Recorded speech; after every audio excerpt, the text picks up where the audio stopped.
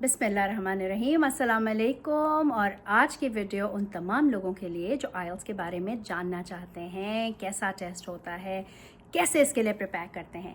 तो जिस वक्त मैं ये कंटेंट अपना सब इकट्ठा कर रही थी और प्रिपेयर कर रही थी ये सेशंस, तो मैंने सोचा कि मैं ये वीडियोस इंग्लिश में बनाऊं या फिर ये भी बायलिंगुअल रखूं। तो मैंने फैसला किया I will keep these videos bilingual. उसकी वजह यह है कि this is not my language test. It is imperative that you all get prepared and understand the skills that are required to give the test. So IELTS के बारे में पहले तो ये बात कर लें कि IELTS होता क्या है. It is an international English language testing system. Language proficiency आपकी ये असेस करता है राइटिंग में, रीडिंग, लिसनिंग और स्पीकिंग में, यानी कि 4 स्किल्स में.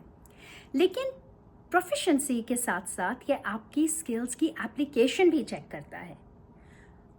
दूसरी इंटरेस्टिंग चीज़ ये है इसके बारे में कि बहुत सारे लोग कहते हैं कि पता नहीं जी, किसी मुल्क में शायद ये आसान होता हो या फिर किसी सेंटर में ये ज़्यादा आसान हो जाए. तो बात यह है कि ऑर्गेनाइजेशंस जो इसको मैनेज करती हैं, ऑस्ट्रेलियन ऑर्गेनाइजेशन जैसे हम आईडीपी का पता है हमें, ब्रिटिश काउंसिल का बहुत फेमस नाम है जो कि यूके की ऑर्गेनाइजेशन है, ये सिर्फ मैनेज करती है टेस्ट. लेकिन टेस्ट्स को बनाना, उनको असेस करना, उनके एग्जामिनर्स की ट्रेनिंग करना, ये सारा काम कैम्ब्रिज का होता है. इसलिए ये सारे टेस्ट्स पूरी दुनिया में स्टैंडर्डाइज्ड होते हैं. दूसरी इंटरेस्टिंग बात इसके बारे में मैं आपको ये कहना चाहूँगी कि almost 4 million people are giving this test across the world. 100 countries में ये टेस्ट दिया जाता है. आप सोचें, 100 कंट्रीज़ में जिस वक्त ये टेस्ट दिया जाएगा तो जो लैंग्वेजेस लोग बोलते हैं, 147 डिफरेंट लैंग्वेजेस बोलने वाले लोग ये टेस्ट देते हैं बिसाइड्स इंग्लिश. तो अब आप मुझे खुद ही बताइए कि अगर आप ये सोचते हैं कि जी हमें तो अंग्रेज़ी नहीं आती, हम ये टेस्ट किस तरह देंगे, हमें तो बहुत मेहनत करनी पड़ेगी, बहुत पढ़ना पड़ेगा, तो आप अकेले नहीं हैं. मैं आपके लिए साथ साथ स्ट्रैटेजीज़ लेके आऊँगी. एक एक स्किल पे हम इकट्ठे काम करेंगे और मैं आपको सिखाऊंगी वो तमाम स्ट्रैटेजीज़ जो सपोर्ट करेंगी आपकी आइल्स की प्रिपरेशन को. तो जब जब मैं ये वीडियोस बनाऊंगी उसमें सारी स्ट्रैटेजीज़ मैं आपके साथ शेयर करूंगी. अच्छा, उन सब चीज़ों पे जाने से पहले it is very important for you to understand कि आइल्स में जो कैटेगरीज होती हैं या जो स्किल्स होती हैं उनको हम मार्क कैसे करते हैं. देखिए, उसको हम कहते हैं बैंड्स. अब बैंड्स होते हैं एक रूब्रिक्स. रूब्रिक्स डिफाइन करते हैं आपका लेवल. जैसे आपने सुना होगा जी 7 बैंड आना चाहिए राइटिंग में, 6 बैंड आना चाहिए अगर फॉर एग्जांपल लिसनिंग में. तो ये डिफाइन करते हैं रिक्वायरमेंट जो कि आपको देते हैं वो इंस्टीट्यूट्स जिसमें आप अप्लाई कर रहे होते हैं या वो कंट्रीज, राइट. CEFR, जिसको हम common European framework of reference कहते हैं, ये बेसिकली आपका लैंग्वेज प्रोफिशिएंसी को असेस करता है. मैं लिंक में दे दूंगी अगर आप इसके बारे में पढ़ना चाहें. लेकिन इस वक्त ज़्यादा ज़रूरी है ये समझना कि आइल्स के हिसाब से आपकी लैंग्वेज प्रोफिशिएंसी किस तरह से असेस होती है. तो आप स्क्रीन पे एक टेबल देख रहे हैं और उस टेबल पे कुछ आप देख रहे हैं कि स्किल्स हैं, कुछ आप देख रहे हैं कि एक्सप्लेनेशन दिया हुआ है, और आप ये भी साथ साथ देख रहे होंगे कि स्किल्स की डिस्क्रिप्शन क्या है, बैंड स्कोर क्या है, राइट. सो बैंड स्कोर में आप नंबर्स देख रहे हैं, स्किल लेवल में आप डिस्क्रिप्शन में आप देख रहे हैं कि एक्सपर्ट लेवल है या लिमिटेड लेवल है या गुड लेवल है या कॉम्पिटेंट लेवल है. तो इस चीज़ को एक दफ़ा आपको पढ़ना, एक दफ़ा आपकी नज़र से ये चीज़ गुजर जाए, वो बहुत ही इम्पॉर्टेंट है. उसकी वजह यह है कि मैं कभी भी सजेस्ट नहीं करती कि जो भी एग्ज़ाम आप दें आप सीधा डाइव इन कर जाएं. समझें तो सही कि उस एग्ज़ाम के क्राइटेरिया क्या है और रिक्वायरमेंट क्या है और आप वो क्यों देना चाह रहे हैं. ठीक है, तो प्लीज़ इसको एक दफ़ा पढ़ लीजिए और समझ लीजिए कि आपसे रिक्वायरमेंट्स क्या की जा रही हैं. दूसरी जो इम्पॉर्टेंट चीज़ है वो ये है कि आप जिस वक्त अपना आइल्स का टेस्ट देने जाते हैं तो आपको स्कोरिंग पता होनी चाहिए कि स्कोरिंग टेक्निक क्या है, कि आपका बैंड किस तरह कैलकुलेट होता है. तो जैसे मैंने बताया कि 4 डिफरेंट स्किल्स पे आप टेस्ट होते हैं, उन चारों का एक एक बैंड का स्कोर निकलता है। वो स्कोर को एक फॉर्मूला के हिसाब से वो लोग ऐड करके डिवाइड करके आपका एक ओवरऑल बैंड आइल्स का देते हैं। आप लोग इकट्ठे ये 4 स्किल्स का टेस्ट देते हैं। स्पीकिंग अक्सर जो है वो डिफरेंट डे पे होता है, लेकिन रीडिंग, राइटिंग और लिसनिंग ये इकट्ठे एक ही दिन पे ये टेस्ट होते हैं। सेंटर्स ऑफ कोर्स सेपरेट हो सकते हैं। पेपर बेस्ड भी होता है, कंप्यूटर बेस्ड भी होता है, लेकिन ये कहना कि जी कंप्यूटर बेस्ड ज़्यादा आसान है और पेपर बेस्ड मुश्किल है, I don't agree to that, because it totally depends on your comfort level. इसके अलावा आप लोगों के लिए ये जानना बहुत ज़रूरी है कि एक इंटरेस्टिंग स्टैट्स है जिसकी मैं इंफॉर्मेशन, उसका जो लिंक है वो मैं कमेंट्स में दे दूंगी, उसको भी एक नज़र ज़रा पढ़ लीजिएगा। आपको पता चलेगा कि जोग्राफिकली कितने % लोग कितने बैंड लेते हैं।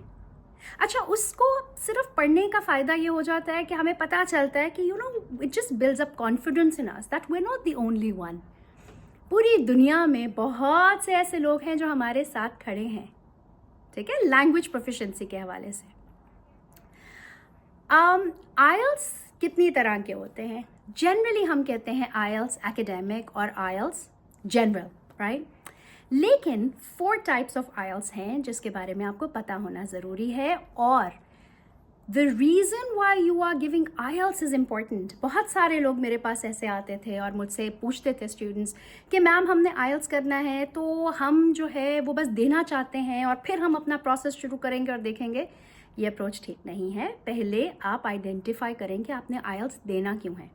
सो जैसे मैंने कहा कि 4 डिफरेंट टाइप्स के आइल्स, तो पहले तो हम बात करते हैं एकेडमिक आइल्स पे। एकेडमिक आइल्स वो होता है जो स्टूडेंट्स फर्दर स्टडीज़ के लिए देते हैं, डिग्री प्रोग्राम्स के लिए देते हैं। वो ऐसे आइल्स देते हैं जैसे for example they are doctors, they are nurses, they are lawyers who want to pursue their degree, higher degree, right, higher education.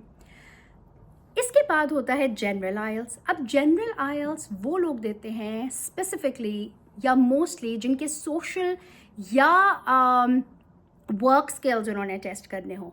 तो अगर आप इमिग्रेशन अप्लाई कर रहे हैं फॉर एग्जांपल, तो आपको जनरल आइल्स देना होता है। इसके साथ साथ मतलब Australia, New Zealand, Canada, US, UK, इन सब में ऑफ कोर्स आइल्स जो है वो एक्सेप्ट होता है। The third type of IELTS test is basically called the UKVI. अब UKVI जो होता है वो basically specifically for UK होता है। इसमें आपकी जो कैटेगरीज वो exactly वही 4 कैटेगरीज होती हैं जो कि रीडिंग, राइटिंग, लिसनिंग, स्पीकिंग, लेकिन इसके जो सेंटर्स होते हैं वो बिल्कुल स्पेसिफिक होते हैं according to the UK home office standards, ठीक है। जो चौथा टेस्ट है जिसके बारे में लोग ज़्यादा क्वेरीज नहीं लाते, उसकी वजह है कि लिमिटेड कुछ लोग होते हैं, उसको कहते हैं आइल्स लाइफ स्किल्स। अब ये वाला जो है इसमें भी कैटेगरीज होती हैं A1, A2 एंड B1। ये बेसिकली उन लोगों के लिए है जो कि UK जाते हैं। अब UK अगर आपकी फैमिली वहाँ है और आप एक्सटेंडेड फैमिली बन के जा रहे हैं तो उसकी अलग कैटेगरी है। अगर आप एज अ स्पाउस जा रहे हैं या एज अ चाइल्ड जा रहे हैं, उन लोगों के जो वहाँ पे सिटीजन्स हैं, तो उसकी अलग कैटेगरी है। और अगर आप इमिग्रेशन करके परमानेंट शिफ्ट होने के लिए यूके जा रहे हैं तो उसकी एक अलग कैटेगरी है।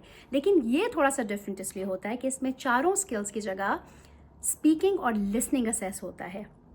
और जैसे पहले मैंने आपको बताया बाकी के टेस्ट में हमारे पास बैंड्स होते हैं, इस टेस्ट में हमारे पास या पास होता है या फेल होता है, तो इसमें बैंड्स नहीं होते, राइट। तो ये तो हो गए बहुत ही क्विक रन थ्रू कि आइल्स के टेस्ट क्या होते हैं, इनकी किस तरह का फ्रेमवर्क होता है जिस पे असेस किया जाता है, बैंड्स किस तरह के होते हैं।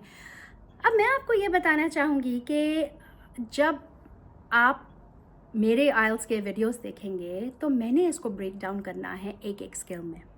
हर स्किल के डूज एंड डोंट्स में आपको एक्सप्लेन करूँगी, हर स्किल के बैंड्स में आप लोगों के साथ शेयर करूँगी, हर स्किल की स्ट्रैटेजीज, टेक्निक्स और ट्रिक्स के बारे में मैं आप लोगों को बताऊँगी।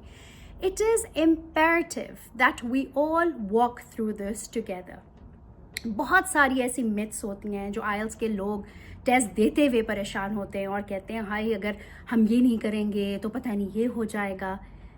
तो please do not worry.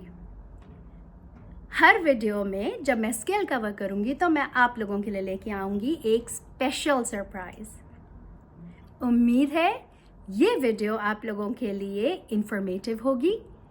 And to watch all the IELTS videos and to be a part of this learning process, please subscribe to my channel, like and share. उन सबसे ये वीडियोस शेयर करें जो बिल्कुल सीख सकते हैं। हमने ये प्रोसेस आगे बढ़ाना है इंशाल्लाह। तो उम्मीद करती हूँ I will see you all very soon again with the first skill of IELTS. Till then, stay blessed, stay happy, enjoy yourselves, and keep on smiling and working hard.